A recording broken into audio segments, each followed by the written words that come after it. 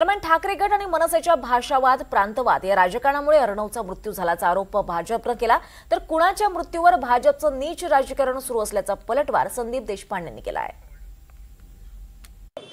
अर्णव खैरे नावाचा 19 वर्षाचा मराठी युवक याला रेल्वेमध्ये मारहाण झाली आणि त्या मारहाणीमुळे त्याची मनस्थिती खच्ची झाली आणि त्यामुळे त्याने घरी जाऊन आत्महत्या केली।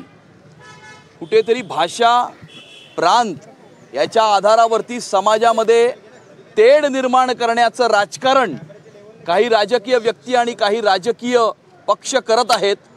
स्वतःचं संपलेलं राजकारण पुन्हा एकदा जिवंत करण्याकरता प्रक्षोभक अशा प्रकारची विधानं करत आहेत। लोकांची माथी भडकवण्याचा एक केविलवाणा प्रयत्न ते करत आहेत आणि याचाच एक परिणाम असा झालेला आहे की रेल्वेमध्ये अशा प्रकारची घटना होऊन मराठी तरुणाला आपला जीव गमवावा लागलेला आहे।